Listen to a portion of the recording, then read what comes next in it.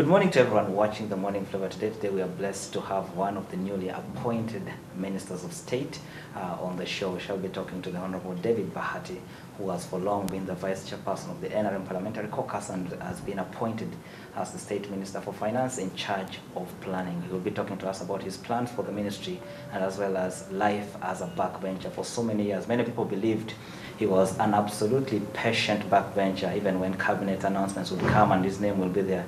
He continued to be loyal to the party, and he is our guest on the Morning Flavor today.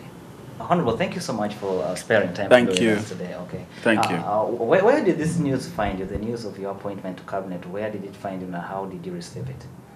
Oh, yes, they phoned me. I was coming from church. You remember this was a Sunday, so yeah. Okay. Well, what did you do the first time? How did you get the news? What did you do after that? No, first of all, I'm very grateful to His Excellency the President for this opportunity to serve in cabinet, but also serve the people of Uganda. And I'm grateful to God and to the people of Noga West who elected me to be in Parliament. And I pledge my commitment to His Excellency the President and the people of Uganda that we will use our expertise and do to our level best to serve the people of Uganda, to ensure that we contribute towards lifting the 67% of the people who live in a subsistence economy towards a middle class economy. Okay. Honorable, for many years, the cabinet announcements would come, and your name was always not there, even when people would say, okay, he's a loyal card of the party. How did you feel this long wait? How has it been for you? I think it has been a great opportunity for me to serve in the leadership of the caucus. The caucus was one of those organs of the party that remained active even when we had issues at the secretariat, and provided leadership for the party. It was a ray of hope and provided light to the rest of other organs of the party. So it was a very exciting opportunity for me. I always want to serve, to put a service before self. And I don't serve to get positions. I serve to fulfill a purpose. And our purpose here was to make sure that we have a functioning caucus that will be able to fulfill the manifesto of Parliament, or rather the manifesto of NRM through Parliament. Are you not scared of the responsibility that lies ahead? How do you expect to handle that? You're going to work with colleagues who are more senior than you in terms of age and political experience. Well, I think it's a great opportunity for us to put our energies when we are still young people so that we can be useful to our country. And we have been working with different people from different age groups. And this is not new to me, and I'm being prepared for this, and I'm ready to serve. Okay, your docket will entail a heavy work, that is planning for the country, the future of the youth in whose age bracket you lie. Basically, is going to fall within your hands. Do you think you have the necessary expertise to provide political leadership for that work? Well, I think I have, from the education background, from the experience. I've worked with Population Secretariat, I've worked with the bank, and I've lived a life of what other Ugandans have lived. It's going to be making sure that we make a humble contribution towards the fulfillment of the national vision of our country. And this planning based on data, on information, is important. We need to focus on the statistics we have, the population growth rate, the statistics that Uganda Bureau of Statistics has been able to collect, and take advantage of it.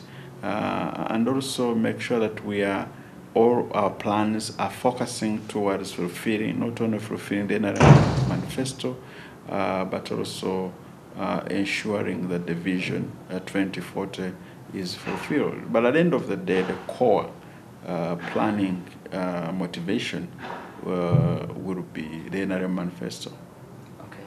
Let's talk about the additional responsibility it adds to you being a member of parliament already. You still have the burden of the people of Ndora West to represent parliament. How are you prepared? It's not a burden, it's an opportunity. Okay. It's an opportunity to serve the people of Ndora West. And these are responsibilities that we have balanced for the last 8 years. And being at the leadership of the caucus for the last 8 years has also been a great responsibility, at the same time a great opportunity, and we've been able to balance them very well. And the same thing, I think, will happen at the Treasury building. Okay. In your time as the vice chairperson of the caucus, you were one of the most available party leaders, the leaders of the different organs of the NRM. You are available to people who had queries about the party, to the media, and all that. Isn't that responsibility going to take you away from all that the Honorable Bahati, who was always available to everyone who wanted him? I think even this one has got to be I've got to be even more available, because while we were serving, specifically looking at parliamentary affairs and ensuring that the manifesto of NRM is implemented through Parliament, this time around we are looking at the planning for the entire nation, and it requires a commitment, it requires our availability, it requires putting our best and serve our country in a way that we have not done it before. Okay. So we'll be available for that. The office that you're leaving, the observation has been that your presence and that of your senior, who has been moved to the secretariat, that is the Honorable Justin Kasuga Lumumba, you had propelled the office to the chief, or rather the chief whip, to the limelight. It had become one of the most visible offices in government, and many people are worried that the fact that both of you are stepping out, it could leave a vacuum in the office. Do you agree with that notion? Well, I really must say that I'm glad that we've been able to put some systems where the Honorable Ruth Nankawiga will build from. We've been able to formulate the rules of the caucus, which were approved by SEC last year. We have been able to make a number of resolutions at our annual retreat, and we have been able to follow them through. Some of them are working really. Look at the resolution of ensuring that now the people of Uganda have seedlings and inputs to help them improve their household incomes. The wealth creation operations, which came through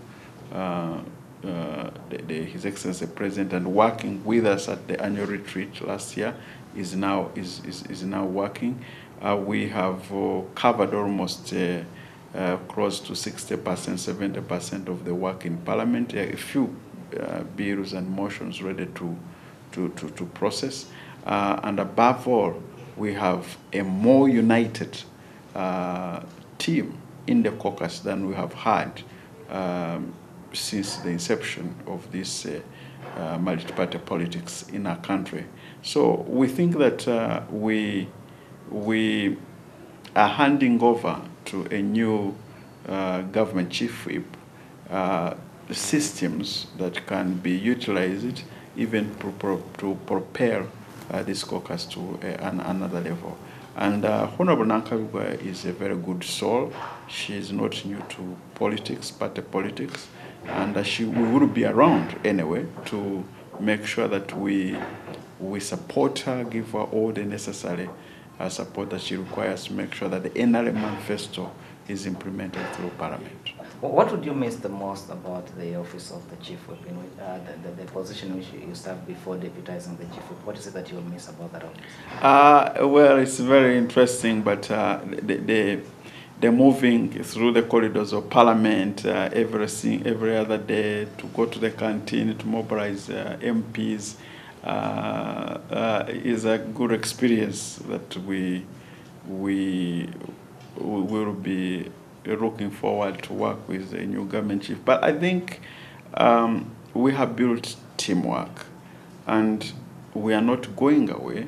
We are still members of Parliament. We are still of the same government. So we'll continue to be part of this team.